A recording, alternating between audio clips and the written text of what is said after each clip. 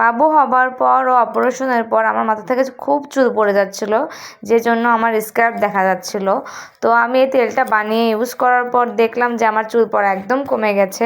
তো আজকে আপনার জন্য শেয়ার করতেছি যে কী কী দিয়ে আমি তেলটা বানিয়েছি। এখানে আপনারা দেখতে পারবেন একটু পজ করে যে কী কী আমি ইউজ করেছি, যদিও আমি ইনগ্রিডিয়েন্টসটা আমি ডিটেলসে রেখে দেবো।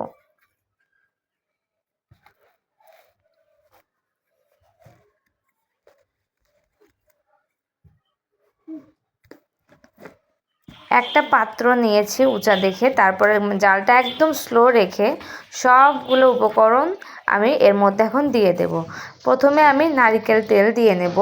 সেগুলো হচ্ছে একদম আপনার যে খোলা নারকেল তেল যে পাওয়া যায়, বা যে কোনো ভালো নারকেল তেল নিতে হবে, যেগুলো আপনার আসল নারকেল তেল।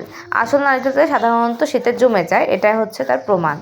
আমি তেলগুলো নিয়ে নিলাম প্রথমে উঁচা পাত্রটার মধ্যে।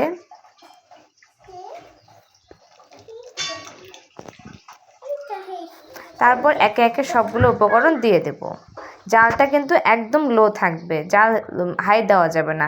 এটা ডবল বয়লিং প্রসেসেও হয়, কিন্তু ওই প্রসেসটা আমি করতে আমার ভালো লাগে না, কারণ অনেক লং টাইম লাগে, প্লাস সবগুলো উপকরণগুলো ভালোভাবে মিক্সড হয় না, আর চুলে দিলেও চুল পড়া তেমন একটা কমে না, তাই আমি এভাবেই সবসময় করি।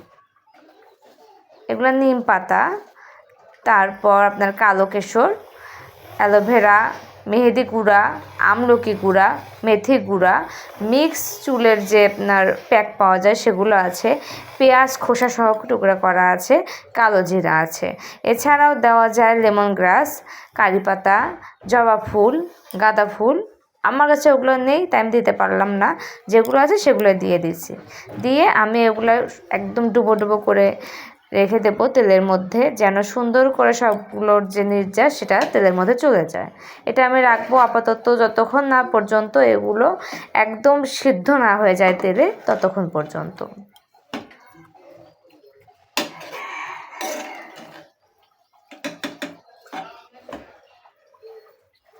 আমি গোটা মেথিও দিয়েছি, তেজপাতা দিয়েছি, দুবলা দিয়েছি।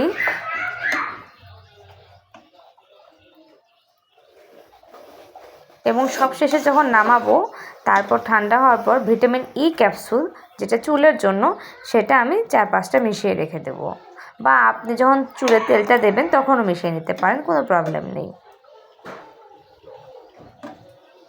এটার একটা গন্ধ আছে, আলাদা ফ্লেভার। যদি আপনাদের ওই ফ্লেভারটা পছন্দ না হয়, তো বাজার থেকে যে আর্টিফিশিয়াল ফ্লেভারগুলো পাওয়া যায় মাথার, যেটা আপনার পছন্দ হয়